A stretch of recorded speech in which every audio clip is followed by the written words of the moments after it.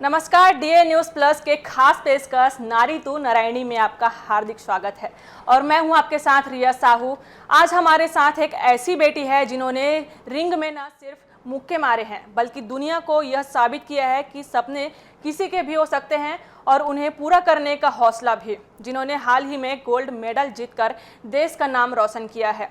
पंजाब के अमृतसर में आयोजित 16वीं राष्ट्रीय थाई बॉक्सिंग चैंपियनशिप में छत्तीसगढ़ के खिलाड़ियों ने शानदार प्रदर्शन करते हुए ओवरऑल तृतीय स्थान हासिल किया है। छत्तीसगढ़ ने कुल 15 पदक जीतकर देश भर में अपनी दमदार उपस्थिति दर्ज कराई, जिनमें 7 स्वर्ण, 7 रजत और 1 कांस्य पदक शामिल है।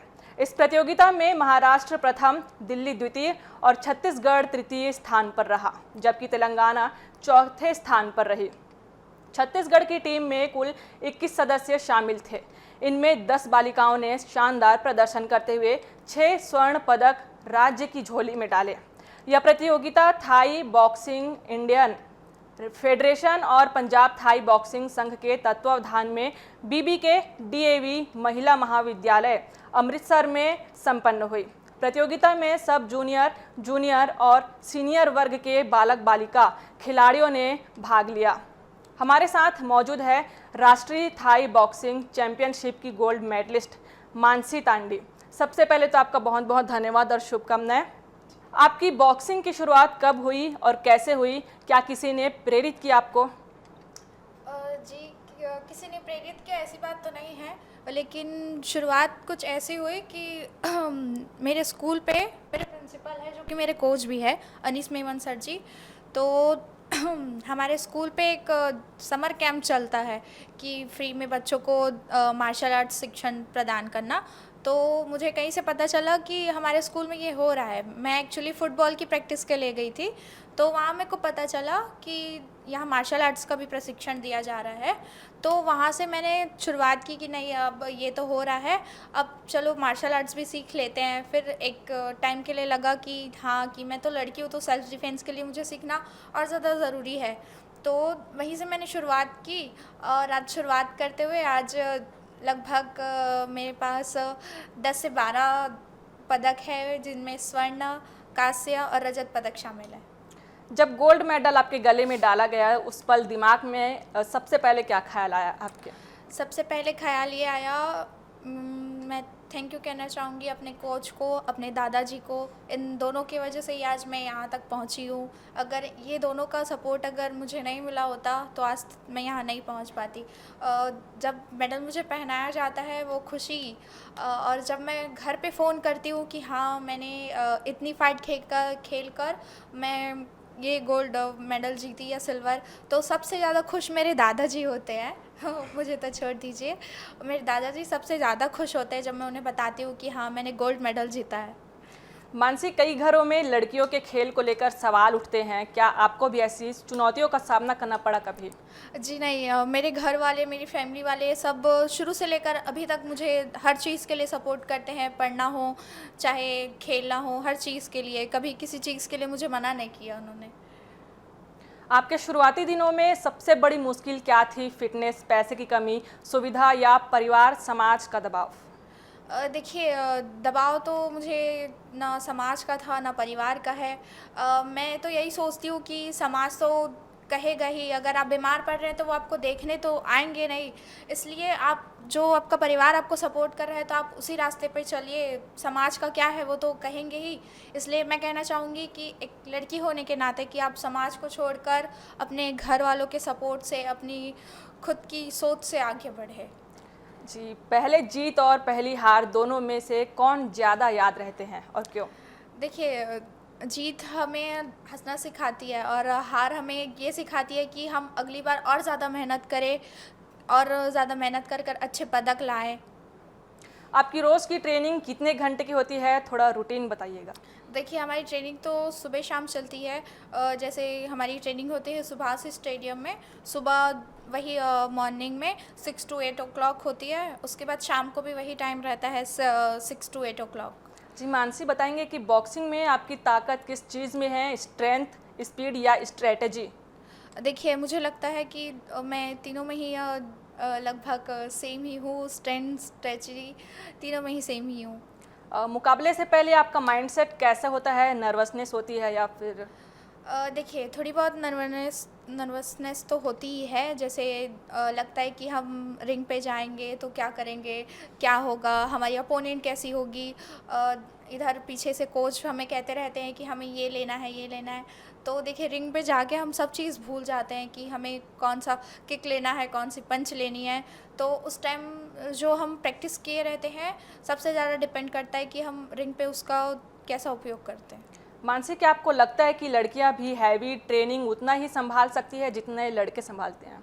जी, देखिए, फिज़िकली तो कहते हैं कि लड़के ज़्यादा स्ट्रॉन्ग होते हैं, लेकिन अगर आप देखें तो आजकल ऐसा कुछ नहीं है। आप लड़की होकर भी आप फिज़िकली स्ट्रॉन्ग बन सकती हैं। जैसे अक्सर ऐसा देखा जाता है कि कई परिवार जो है लड़कियों को अपने बाहर नहीं भेजते हैं कुछ काम के लिए या फिर अपने सपने पूरे करने के लिए, उस पर आप क्या कहना चाहेंगी? देखिए, मैं ये कहना चाहूँगी सभी परिवार वालों से, मैं भी एक लड़की हूँ, माता-पिता मेरे हैं नहीं, तो जो भी है मेरे दादा-दादी ने मुझे आगे बढ़ाया है। तो वो इतने पुराने सोच वाले रह के मुझे आगे बढ़ा सकते हैं, तो आज के माँ-बाप, इस जनरेशन के माँ-बाप अपनी बेटियों को आगे क्यों नहीं बढ़ा सकते? उन्हें बाहर क्यों नहीं भेज सकते? खेल पे, कुछ और चीज़ पे उन्हें सपोर्ट क्यों नहीं कर सकते? बिल्कुल करिए। आज के वक्त पे अगर जितना आपके बेटे आपके साथ नहीं रहेंगे, उतनी आपकी बेटियां आपके साथ रहेंगी। तो आप सभी से यही कहना चाहूँगी कि अपनी बेटियों को हर स्तर पर सपोर्ट करिए। फाइनल में आपका अपोनेंट कौन था और उनकी मतलब सबसे बड़ी ताकत क्या थी? देखिए, फाइनल पे तो मेरी अपोनेंट झारखंड की थी। मैं सच बताऊँ तो मैं थी बहुत ओवर कॉन्फिडेंट थी कि नहीं, ये तो पतली दुबली सी है, मैं इससे ज़्यादा स्ट्रॉन्ग हूँ, मैं इसे हरा सकती हूँ। लेकिन जब मैंने पहला राउंड उसके साथ खेला, तब पता चला कि नहीं, किसी को भी कमज़ोर नहीं समझना चाहिए। फिर उसके बाद लगाई मैंने अपनी ताकत कि मैंने इसे कमज़ोर समझकर गलती की, फिर जीत गई। आपका इतना बड़ा जर्नी रहा है तो हमारे दर्शकों को आप बताएंगे कि कितना संघर्ष आप किए हैं इस फील्ड में आने के लिए? देखिए, संघर्ष तो बहुत करना पड़ता है। मैं एक मध्यम वर्ग परिवार से बिलॉन्ग करती हूँ, तो दादा सिर्फ अकेले हैं, तो वही हमारी पढ़ाई लिखाई और बाकी स्पोर्ट्स में जितने खर्च होते हैं, आना जाना, फीस वगैरह सब वही देते हैं। तो थोड़ी बहुत फाइनेंशियली दिक्कत होती है, बाकी सब तो अगर परिवार साथ है तो सभी चीज़ हो ही जाती है।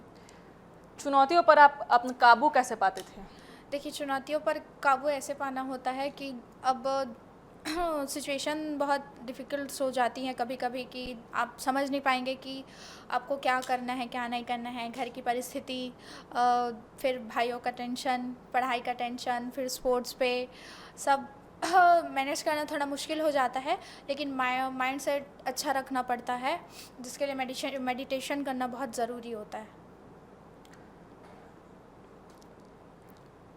फाइनेंशियल मतलब ऐसे कंडीशन कभी कभार सही नहीं रहते हैं तो उससे कैसे आप मैनेज कर सकते हैं? देखिए, फाइनेंशियल कंडीशन मैनेज नहीं होती तो अब है, हमारे सर हैं अनीस मेमन जी, तो वो कभी-कभी मदद कर देते हैं।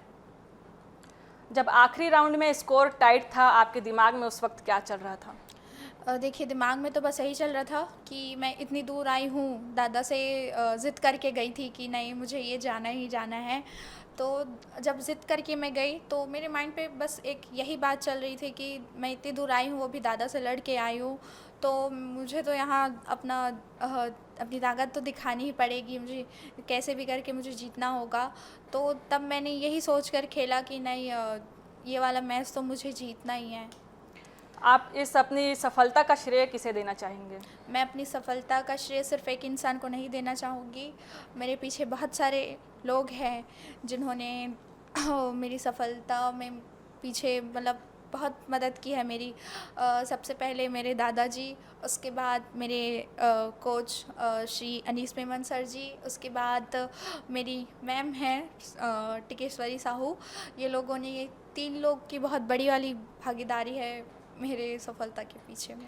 आत्मसंकल्प और दृढ़ संकल्प और पढ़ाई के बीच आप कैसे मैनेज करते हैं दोनों को? देखिए, मैनेज करना तो बहुत मुश्किल हो जाता है क्योंकि कॉलेज, उसके बाद प्रैक्टिस, तो कभी-कभी प्रैक्टिस छूट जाती है।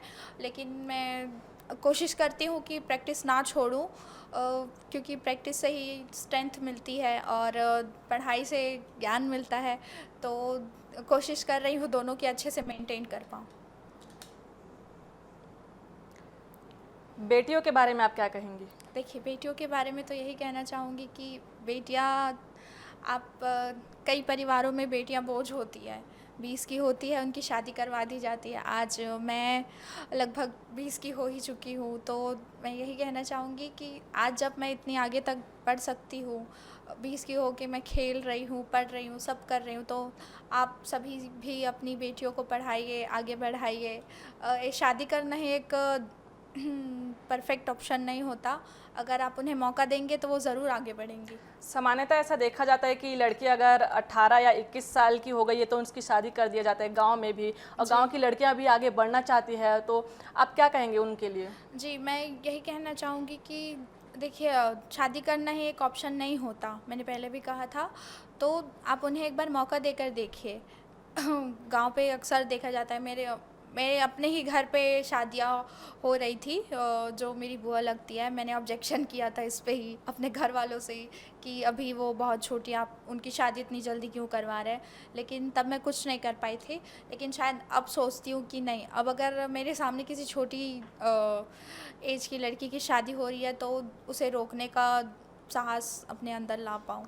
कभी कभार बेटियां बहुत कुछ करना चाहती है, अपनी ज़िंदगी में आगे बढ़ना चाहती है, पर पैसे की कमी से या फिर सही गाइडेंस की कमी से वे पीछे रह जाती है। जी देखिए, पैसे की किल्लत तो हर किसी को होती है। अगर आप कहेंगे कि आप घर बैठे ही आपको सब कुछ मिल जाए तो ऐसा हो नहीं सकता। लेकिन आप अगर आप बाहर निकलेंगी तब आप दुनिया देखेंगी, आप जानेंगी कि कहाँ हम कैसे पैसे कमा सकते हैं, कैसे हम सब चीज़ मेंटेन कर सकते हैं। आप पार्ट टाइम जॉब करिए और पढ़ाई करिए और खेलिए भी। एक ना एक दिन तो आपको सफलता ज़रूर मिलेगी। क्या कभी बीच मैच में लगा आपको कि आप हार जाएंगी, और आपने खुद को कैसे संभाला उस टाइम?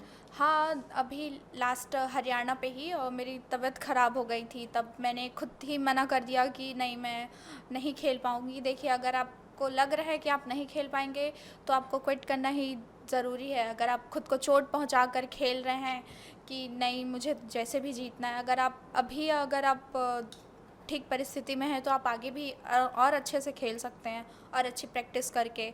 अगर आप नहीं खेल पा रहे हैं तो क्विट कर दीजिए, उसमें कोई निराशा वाली बात नहीं है। मानसी, मैं ये पूछना चाहूँगी कि आपके परिवार ने आपकी सफलता में क्या भूमिका निभाई है? देखिए, मेरे परिवार ने मेरी सफलता में बहुत बड़ी भूमिका निभाई है। जैसे अ, अभी तक मैं जब पढ़ रही हूँ, बीएलएलबी कर रही हूँ, उसका सारा खर्चा मैं हर एक चीज़ गिनवा नहीं सकती, क्योंकि मेरे परिवार वालों ने मेरे लिए बहुत कुछ किया है। आपके कोच के बारे में कुछ ऐसी बातें उनकी एक बताइए जो आपको याद हमेशा आती रखती है। देखिए, मेरी कोच यही बात मुझे अच्छी लगती है जब वो मुझे कहते हैं कि अगर मैं किसी से लड़ रही हूँ तो मैं उसे अपना दुश्मन ना समझूँ, सिर्फ उसे अपना अपोनेंट समझूँ। और उनकी हर एक बात ये अच्छी लगती है कि वो हमेशा सही रास्ता दिखाते हैं। वो ना सिर्फ हमारे कोच हैं, वो एक दोस्त हैं। माता पिता की भी भूमिका वो बखूबी निभाते हैं। जैसे मम्मी पापा हमें गाइड करते हैं, हमें जैसे बुरी चीज़ों से बचाते हैं, गाइड करते हैं, बहुत अच्छे हैं, मतलब अच्छी प्रशिक्षण देते हैं। मानसी, जब आप गोल्ड मेडल जीत कर घर पहुंची तो परिवार की प्रक्रिया क्या थी, पहली प्रक्रिया? देखिए, अभी जब भी मैं कोई पदक जीत कर आती हूँ तो पदक जीत कर आऊँ चाहे ना आऊँ, बस वो यही कहेंगे कि तुमने मेहनत की और हमारा नाम रोशन किया। मुझसे ज़्यादा मेरे परिवार वालों को खुशी होती है जब मैं कुछ पदक जीत कर आती हूँ। पर अभी जब अमृतसर से आई तो उनसे बात करने का वक्त ही नहीं था, क्योंकि मुझे तुरंत ही चेन्नई के लिए निकलना था। तो अभी वाली एक्साइटमेंट उनमें थोड़ी सी कम दिखी। इस दौरान क्या कभी ऐसा पल आया जब आपने खेल छोड़ने का सोच लिया रहा होगा? कॉलेज करते वक्त तो मैंने सोचा था कि हाँ, शायद नहीं, अब नहीं खेलना चाहिए, या बंद कर देती हूँ कुछ समय के लिए। पर घर वालों ने कहा कि नहीं, अब तुम इतनी आगे आई हो तो अब क्यों छोड़ना है। जी जी। मानसी, आपकी प्रेरणा कौन है? कोई रोल मॉडल आपकी लाइफ में? देखिए कोई रोल मॉडल तो है नहीं, पर हाँ मैरी कॉम से मैं बहुत ज़्यादा इंस्पायर हुई हूँ। मैंने उनकी मूवी भी देखी थी, उनकी मूवी से सबसे ज़्यादा इंस्पायर हुई। उनकी जर्नी देखी मैंने कि कैसे उन्होंने शादी की, उसके बाद वो माँ बनने के बाद भी उन्होंने प्रैक्टिस जारी रखी, फिर से खेलना शुरू किया। तो उन्हें देखकर एक और स्ट्रेंथ आती है कि नहीं, लड़कियों की ज़िंदगी शादी के बाद ख़त्म नहीं होती, बल्कि अगर सपोर्ट वाले पार्टनर है तो हम और अच्छे से खेल सकते हैं। आप अपने आप को कैसे मोटिवेट करते हैं? देखिए मैं अपने आप को मोटिवेट ऐसे करती हूँ कि सबसे बड़ा जो कहते हैं ना कि आपकी कमज़ोरी ही आपकी ताकत होती है, तो मेरी कमज़ोरी तो बहुत सारी है। मेरी कमज़ोरी मेरे परिवार ही है और वही मेरी ताकत भी है।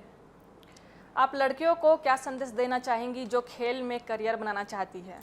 देखिए मैं तो यही कहना चाहूँगी कि अगर आप सोच रही हैं कि आप खेल में करियर बनाना चाहती हैं तो एक अच्छा स्तर है आपके लिए, एक अच्छा अपॉर्चुनिटी है। आप खेल पे बहुत अच्छा करियर बना सकती हैं। एक आपको सेल्फ डिफेंस मिल रहा है। मैं कहना चाहूँगी कि आप बाकी खेलों के मुकाबले अगर आप मार्शल आर्ट सीख रही हैं, उस पे अपना करियर बनाना चाहती है तो ये आपके लिए बहुत अच्छी अपॉर्चुनिटी है। आपकी कहानी न सिर्फ प्रेरणादायक है बल्कि करोड़ों लड़कियों के लिए रोशनी की किरण भी है। हमें आप पर गर्व है। ऐसे देश को ऐसे ही मेडल जिताती रहें आप। धन्यवाद और आपको ढेर सारी शुभकामनाएं। एक सफल खिलाड़ी के रूप में आपको क्या चीज़ प्रेरित करता है? एक सफल खिलाड़ी के रूप में मुझे ये प्रेरित करता है कि जैसे घर वाले हैं और जैसे मेरे सर हैं, अभी न्यू कॉलेज दोस्त मिले हैं, जब उनको मैं बताती हूँ कि हाँ मैं खेलती हूँ, और जो वो लोगों का रिएक्शन होता है मेरे प्रति। और अभी जैसे मैं तुरंत अमृतसर से आके चेन्नई के लिए कॉलेज के लिए निकली, तो मैंने उनको बताया कि मैंने गोल्ड मेडल जीता, तो उनकी खुशी देख के मैं और ज़्यादा खुश हुई। ये मुझे प्रेरित करता है कि नहीं, मुझे खेलना जारी रखना चाहिए, कि कभी मुझे ये खेल रोकना नहीं चाहिए। आपके कोच ने आपको कौन से संदेश दिए है जिसे आप जिंदगी भर आज तक जो सबसे अच्छी हो? देखिए मेरे कोच की सबसे अच्छी एक जो उन्होंने संदेश दिया है वो ये है कि अगर आप एक लड़की हैं, उन्होंने मुझे ऐसे बताया है कि वो बात आज तक याद है। उन्होंने कहा कि देखो तुम एक लड़की हो और लड़कियों को सबसे ज़्यादा स्ट्रगल करना पड़ता है, तो तुम ये सोच कर चलो कि तुम एक लड़के हो और अपनी मनमानी में मतलब अपने मर्ज़ी से जो करना है वो करो। पीछे खींचने वाले तुम्हें पीछे खींचेंगे, ना रिश्तेदारों का डर रखो ना समाज का, सिर्फ अपने घर वालों के दम पे तुम आगे बढ़ो और हमेशा सही राह चुनो, गलत तरीके से कभी कुछ काम ना करो। आप इस खेल के कार्यक्रम को कैसे निर्धारित करती है? देखिए मैं इस खेल के कार्यक्रम को ऐसे निर्धारित करती हूँ। पहले तो मैं आप लोगों का धन्यवाद करना चाहूँगी कि आप लोगों ने मुझे यहाँ बोलने का मौका दिया और यहाँ आके अपनी बात रखने का मौका दिया। इस चीज़ के लिए आप लोगों का धन्यवाद करती हूँ और आशा करती हूँ कि आप मुझे दोबारा यहाँ आने का मौका देंगे। तो मानसी, आपका बहुत बहुत धन्यवाद जो यहाँ आए, आपने कीमती वक्त हमें दिया। फिलहाल नारी टू नारायणी में बस इतना ही।